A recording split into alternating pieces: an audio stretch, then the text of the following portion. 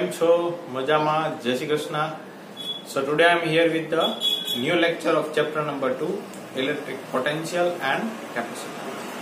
So previous lecture में हमने पढ़ा that when we insert the dielectric material in a capacitor, then capacitance of that capacitor will be increases. वो कैसे increase होता है वो हमने पढ़ा था. कैपेसिटर जब इंक्रीज होता है तो साथ में हमने पढ़ा था potential and electric field decrease होता है. ठीक है, तो आज के पूरे लेक्चर में हम सम्स कैलकुलेट करने वाले हैं. जब कोई कैपेसिटर में डाइलेक्ट्रिक मटेरियल ऐड होगा जिसका कांस्टेंट होगा K1 या K2, तो हमें उसका इक्विवेलेंट कैपेसिटेंस फाइंड करना है. वो किस तरह फाइंड किया जाता है वो हम आज के पूरे लेक्चर में देखेंगे. तो प्रीवियस लेक्चर में जो हमने पढ़ा वो मैं यहां पे लिख देता हूं.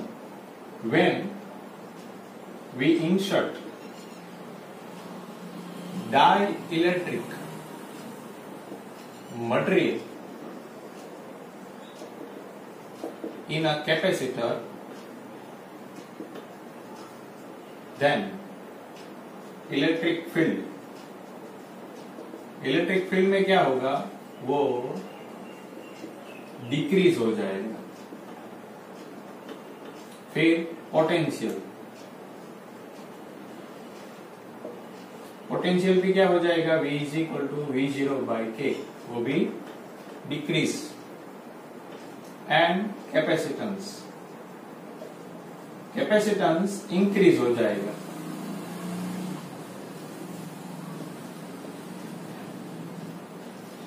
ये बात आपको याद रखनी है. फिर जो K की वैल्यू है डाइलेक्ट्रिक कांस्टेंट, उसकी भी वैल्यू कुछ हद तक आपको याद रखनी पड़ती है. जबकि आपको पूछा जाए that dielectric constant for pure metal, अब जैसे कि हम पढ़ चुके थे, यहाँ पे कैपेसिटर, यहाँ पे अगर डाइलेक्ट्रिक कांस्टेंट हम रख दें प्योर मेटल, तो मेटल में आपको पता है यहाँ पे एक्सटर्नल इलेक्ट्रिक फील्ड, ये प्लस, यहाँ पे माइनस. तो ये मेटल है, मेटल तो कंडक्टर होता है, तो उसमें प्लस और माइनस दोनों पोलराइज्ड हो जाएंगे. और यहाँ पे इनसाइड इलेक्ट्रिक फील्ड प्रोड्यूस होगा. लेकिन हमें पता है in pure metal inside the electric field is 0, so E net is equal to E0 by K. तो E net total electric field तो 0 हो जाएगा, क्योंकि ये जितना प्रोड्यूस होगा उतना ही इनसाइड प्रोड्यूस होगा. सो K की वैल्यू हो जाएगी इनफाइनाइट. तो ये आपको याद रखना है, pure metal the value of K is infinite. Complete. Aluminium भी दिया गया हो तो भी इसकी वैल्यू इनफाइनाइट हो जाएगी. फिर K की वैल्यू अगर आपको याद रखनी है, K फॉर वाटर के लिए K की वैल्यू है 80.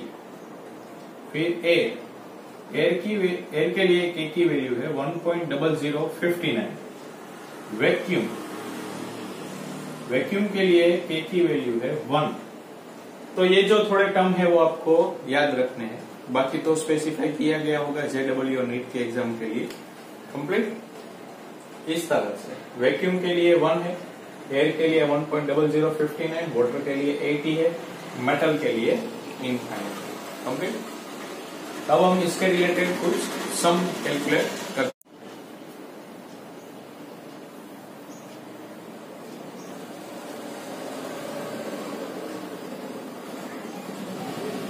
जैसे कि अगर इस तरह का कोई फिगर दिया गया हो, यहाँ पे P, यहाँ पे Q, डिस्टेंस D, यहाँ का एरिया A/2, यहाँ का एरिया A/2, यहाँ पे K1 एंड K2. तो आपसे पूछा जाए that find the equivalent capacitance between the 2 point P and Q in the term of K1 and K2. Complete. Question में लिख देता हूं, find equivalent capacitance between P and Q in the term of K1 and K2. So पहले तो हमें ये जानना पड़ेगा कि ये दोनों किसमें कनेक्टेड है। ये दोनों पैरेलल में कनेक्टेड है। सो फर्स्ट ऑफ ऑल तो पैरेलल प्लेट इक्वेशन का जनरल फॉर्मूला है C is equal to A epsilon 0 upon D। अब हम लिखेंगे K1 के लिए। So for K1 C1 area कितना है, हाफ। सो ये था वैक्यूम के लिए। अगर मीडियम के लिए हो सो A epsilon 0 upon D into K complete. So K1 के लिए लिखेंगे एरिया हो जाएगा half epsilon 0 K1 upon D, ये तो पूरा है। फॉर K2 C2 इसका भी एरिया हाफ है एप्सिलॉन 0 K2 D। अब दोनों कैपेसिटर एक दूसरे से साथ पैरेलल में कनेक्टेड है, तो पैरेलल में इक्विवेलेंट कैपेसिटेंस कैसे फाइंड करते हैं, C1 plus C2 A by 2 epsilon 0 K1 on D plus A by 2 epsilon 0 K2 by D। So simplify करेंगे A epsilon 0 K1 upon 2D plus A epsilon 0 K2 upon 2D। दोनों में से A epsilon 0 2D common हो जाएगा K1 plus K2। आपको जेडबल NEET में K1 और K2 की वैल्यू दी जा सकती है, एरिया दिया जा सकता है, दो प्लेट के बीच का डिस्टेंस, सेपरेशन का डिस्टेंस दिया जा सकता है, और एप्सिलॉन 0 की वैल्यू को तो आपको पता ही है 8.85 10⁻12। तो आप इस तरह ऐसे किसी भी फिगर का इक्विवेलेंट कैपेसिटेंस फाइंड कर सकते हैं। ये फिगर आपको इस तरह भी पूछा जा सकता है, इसको ऐसे कर देंगे,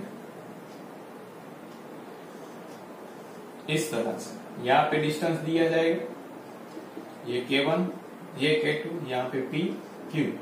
तो आपको टेंशन नहीं लेना है, आपको इसको इस तरह से अरेंज करके कैलकुलेट कर लेना है। ठीक है बच्चों।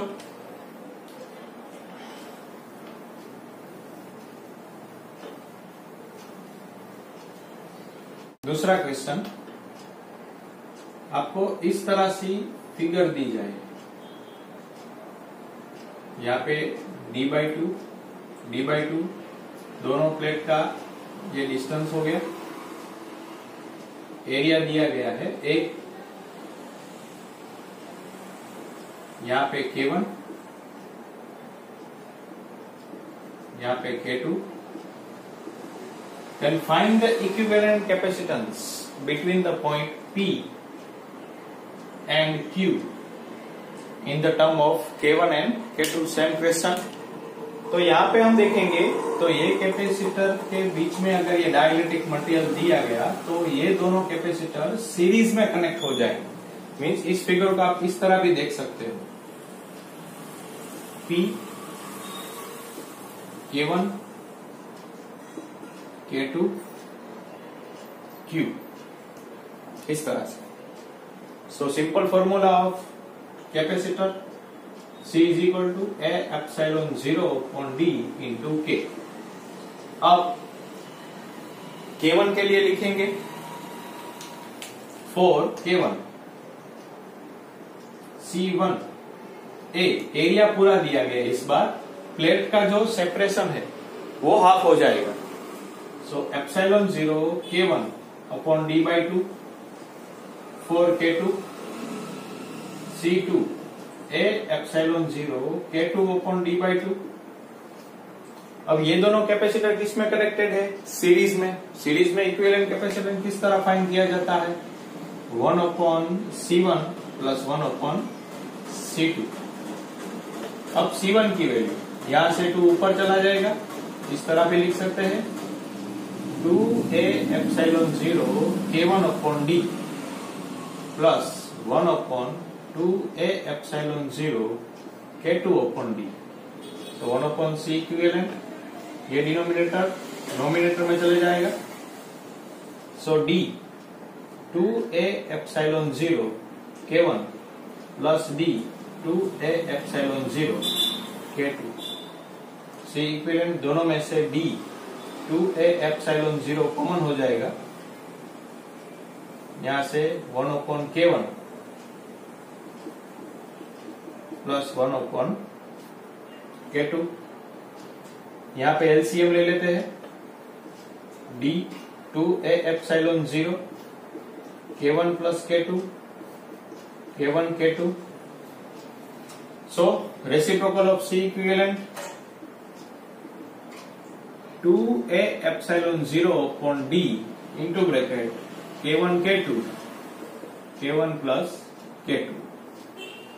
तो इस तरह से अगर ऐसी फिगर दी गई तो इस तरह से C इक्विवेलेंट हम फाइंड कर सकते हैं।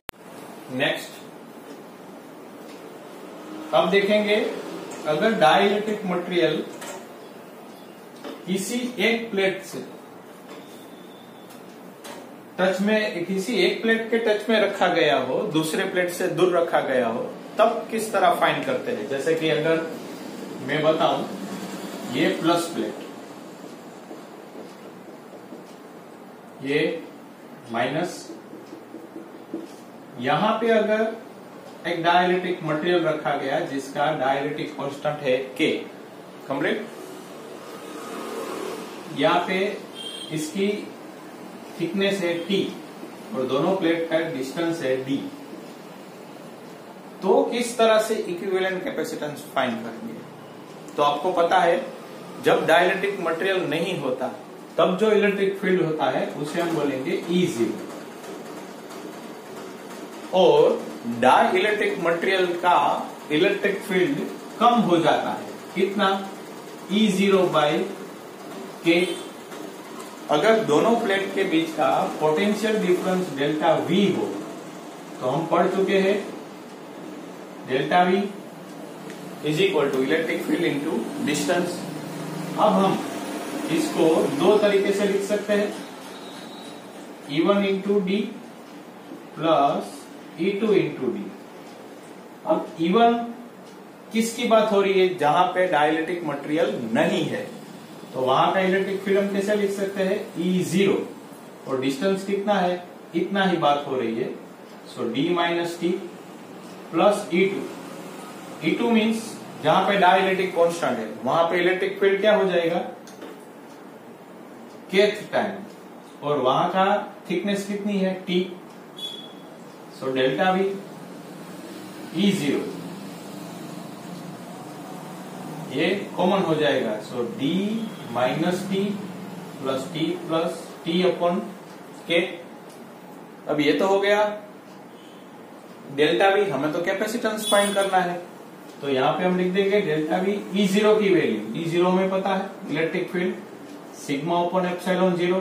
अगर सिग्मा नहीं लिखना है, Q upon A epsilon 0, sigma की value Q upon A epsilon 0।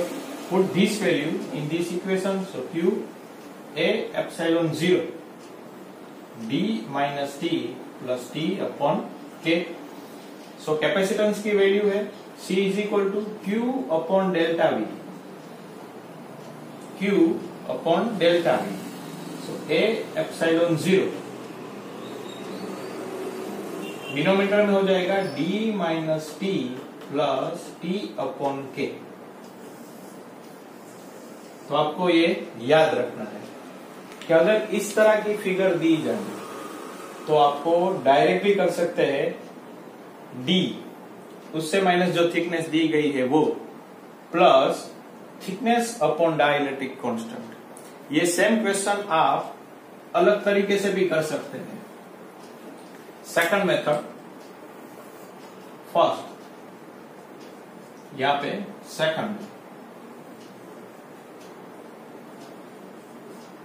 Second में हम क्या करेंगे, यहां पे ये और ये डाइलेक्ट्रिक मटेरियल से जो कैपेसिटर बनेगा वो दोनों कैपेसिटेंस किस में हो जाएंगे, सीरीज में, यहां पे फिर यहां पे। तो ये फिगर हम इस तरह भी ड्रॉ कर सकते हैं, यहाँ पे K। तो सीरीज में किस तरह का है, 1/C1 प्लस 1/C2। पहले वो फाइंड कर लेते हैं। C1 formula, general formula A epsilon 0/D, ये फॉर वैक्यूम और ये फॉर मीडियम। चलिए पहले वैक्यूम के लिए लिखते हैं A एप्सिलॉन 0। अब यहाँ पे थिकनेस कितनी है, D माइनस T। ये हो गया इक्वेशन नंबर 1 फॉर C2। यहाँ के लिए A epsilon 0 K upon thickness कितनी है यहाँ की, T। अब ये दोनों किस में हो जाएंगे, सीरीज में। सो 1/C1 1/C2। C1 A epsilon 0 D minus T plus 1/A epsilon 0 K upon T। दोनों में से ये हम डिनोमिनेटर नोमिनेटर में जाने देते हैं। D minus T A epsilon 0 plus T A epsilon 0 K। दोनों में से कॉमन क्या आ रहा है, 1/A epsilon 0 D minus T plus T upon K। ये तो 1/C इक्विवेलेंट है, हमें C इक्विवेलेंट चाहिए। A epsilon 0 D minus T plus T upon K। देखिए हो गया सेम। तो आप दो तरीकों से ये सम कैलकुलेट कर सकते हैं। ये थोड़ा इजी रहता है। इसमें क्या है, थोड़ा प्रॉब्लम आ सकता है अगर एलसीएम लेना हो या कुछ डिनोमिनेटर नोमिनेटर में भेजना हो, तो आपको जो भी मेथड इजी लगे वो आप कर सकते हैं। लेकिन अगर इस तरह सीरीज में हो तो आपको ये जनरल फॉर्मूला याद रखना है, थिकनेस माइनस जो डाइलेक्ट्रिक कांस्टेंट की थिकनेस है वो, प्लस थिकनेस डाइलेक्ट्रिक कांस्टेंट की अपॉन डाइलेक्ट्रिक कांस्टेंट के, डाइलेक्ट्रिक मटेरियल की थिकनेस अपॉन के। कंप्लीट।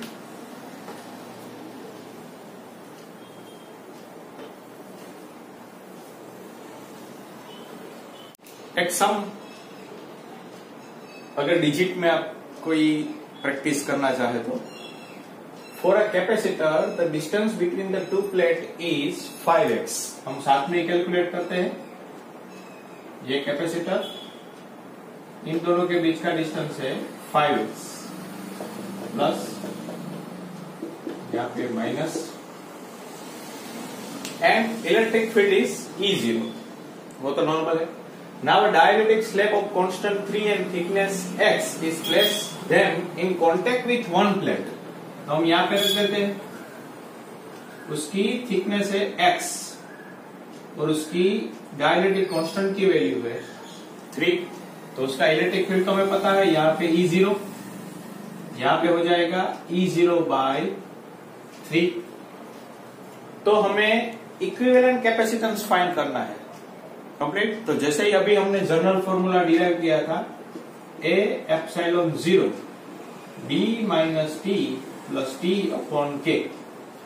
सो C इक्विवेलेंट, यहाँ पे A एप्सिलॉन 0 D, पूरी थिकनेस कितनी है 5x, T कितना है तो के x, प्लस वापस T की वैल्यू x और K की वैल्यू हमें दी गई है 3। अब हम सिंप्लीफाई कर सकते हैं।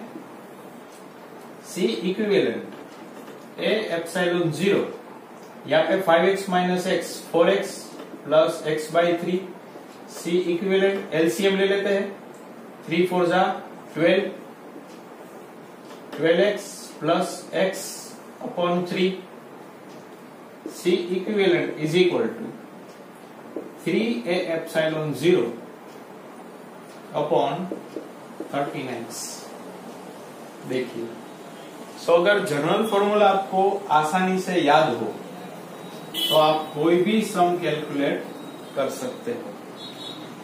सो अभी हमने देखा सिर्फ एक प्लेट ऐड की है, अगर 2 प्लेट ऐड कर दे तो क्या होता, तो उसका फॉर्मूला हम डिराइव करते हैं।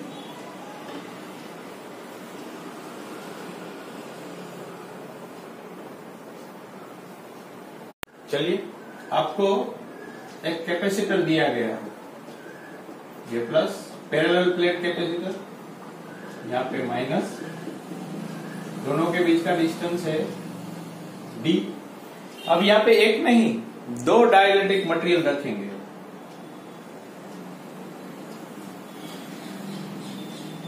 यहाँ पे T1, उसका dielectric constant K1,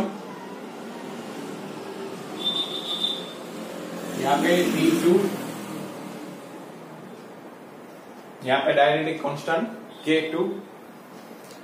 so find the equivalent capacitance of this capacitor. तो हमें पता है यहाँ पे वैक्यूम है तो इलेक्ट्रिक फील्ड E0, यहाँ पे हो जाएगा E0 by K1, यहाँ पे वापस E0, यहाँ पे हो जाएगा E0 by K2, फिर वापस यहाँ पे E0।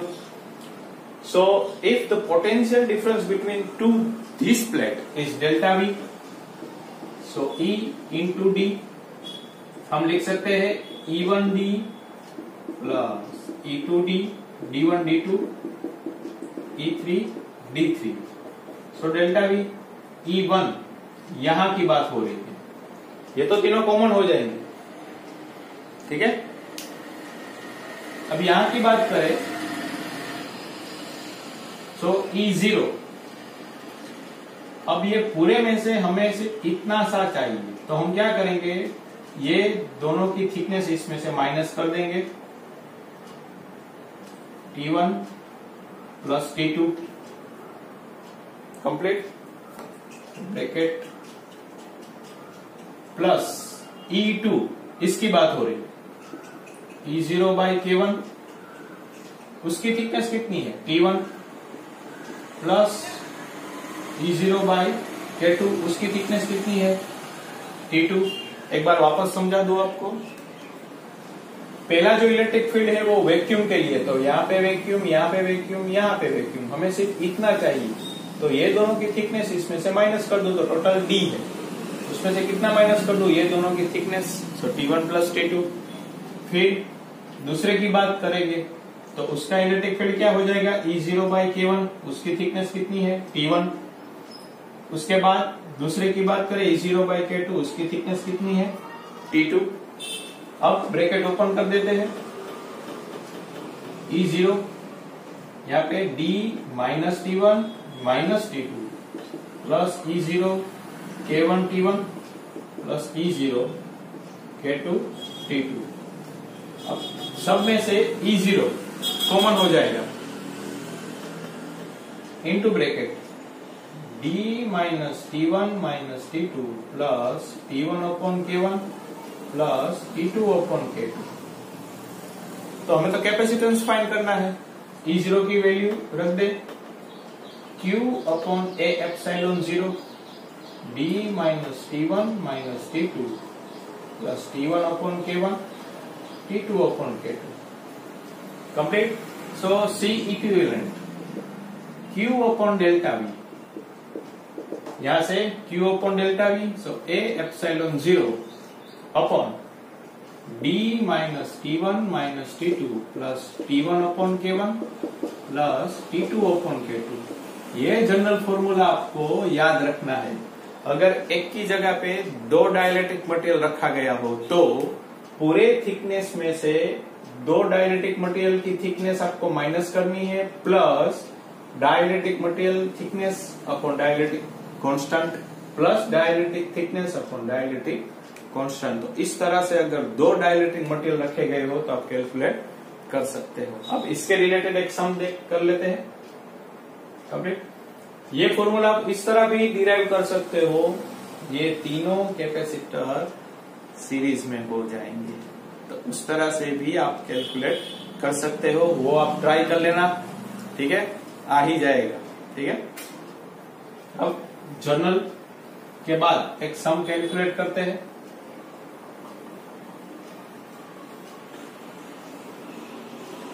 उससे रिलेटेड एक सम इस तरह पूछा जा सकता है, यहाँ पे प्लस पैरेलल प्लेट कैपेसिटर, यहाँ पे माइनस, दोनों के बीच का डिस्टेंस D, यहाँ पे एक मटेरियल रखा गया है डाइलेक्ट्रिक मटेरियल, उसकी थिकनेस X और उसकी वैल्यू है, कांस्टेंट की वैल्यू है K। दूसरा जो रखा गया है तो आपको परेशान करने के लिए, उसकी भी थिकनेस x है और वो है pure metal. So find the equivalent capacitance. अब देखिए, दो कैपेसिटर के बीच में दो डाइलेक्ट्रिक मटेरियल है, तो हमारा जो जनरल फॉर्मूला था वो क्या था? A epsilon 0 d minus T1 minus T2 plus T1 upon K1 plus T2 upon K2। चलिए वैल्यू पुट करते हैं। A एप्सिलॉन 0 d, T1 की वैल्यू है x minus x plus T1 की वैल्यू है x, डाइलेक्ट्रिक कांस्टेंट है K, T2 की value भी x। अब डाइलेक्ट्रिक कांस्टेंट, सो मेटल के लिए डाइलेक्ट्रिक कांस्टेंट की वैल्यू है इनफाइनाइट। ठीक है, इसीलिए मैंने आपको बोला था कि आपको याद रखना है। चलिए, C equivalent A epsilon 0 d minus 2x plus x upon K। ये भी आंसर हो सकता है, आप इसको सिंप्लीफाई भी कर सकते हैं अगर करना हो तो, लेकिन इस तरह भी फाइंड कर सकते हैं। ठीक है, तो बस आपको जनरल फॉर्मूला याद रखना है। नेक्स्ट, एक पैरेलल प्लेट कैपेसिटर है, यहाँ पे प्लस चार्ज P, यहाँ पे माइनस चार्ज Q, और यहाँ पे थिकनेस d/2 मीन्स तो टोटल थिकनेस है d। यहाँ पे डाइलेक्ट्रिक कांस्टेंट दिया गया है K1 और यहाँ पे डाइलेक्ट्रिक कांस्टेंट दिया गया है K2। Then find the equivalent capacitance between two this plate P and Q। Area तो सेम है A।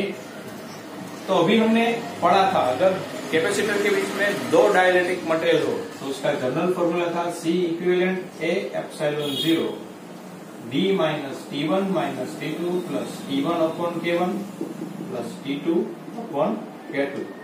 So C equivalent A epsilon 0 d minus T1, इसकी थिकनेस है d/2, इसकी थिकनेस है d/2 plus T1 d upon 2K1 plus d upon 2K2। इसका solution कर लेते हैं। ये minus d/2 minus d/2, it means minus d, ये माइनस d और ये प्लस d कट हो जाएंगे। So C equivalent is equal to A epsilon 0, ये दोनों तो 0 हो जाएंगे, d upon 2K1 plus d upon 2K2। इसको हम सिंप्लीफाई करते हैं। C equivalent A epsilon 0,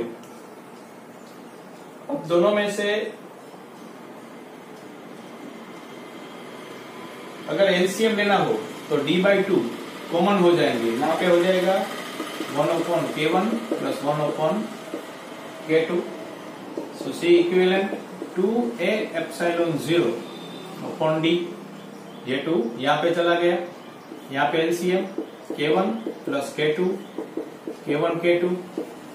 so C equivalent 2A epsilon 0 upon d K1 K2 K1 plus K2।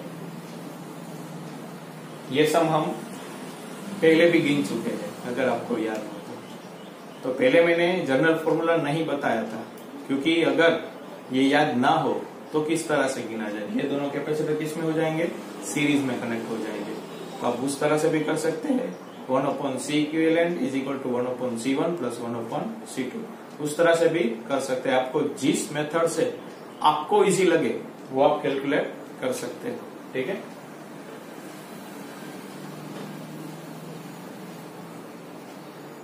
चलिए एक सम मैं आपको होमवर्क में देता हूं। अगर आपको इस तरह दिया जाए, यहाँ पे K1, ये डिस्टेंस d/2, ये पूरा है d, यहाँ पे K2 K3,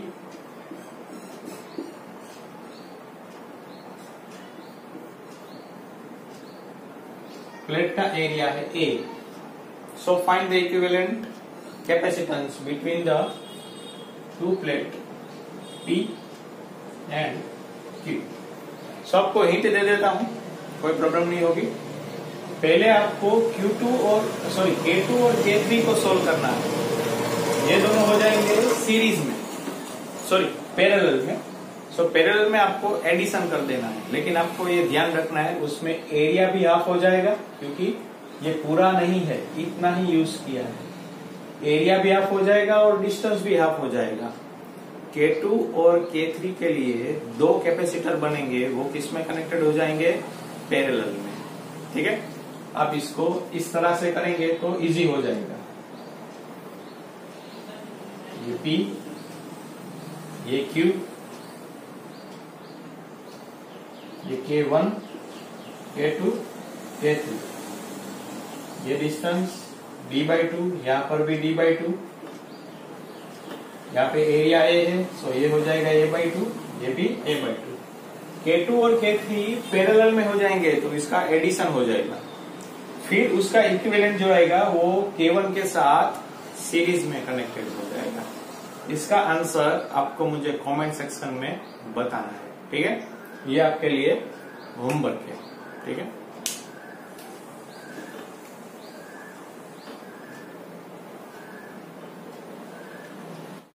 बस आज का लेक्चर यहाँ तक ही। पढ़ते रहिए, हंसते रहिए, अपने परिवार का ख्याल रखिए, होमवर्क भी करते रहिए और जो चैप्टर हो गए उसका भी रिवीजन करते रहिए। जय श्री कृष्ण।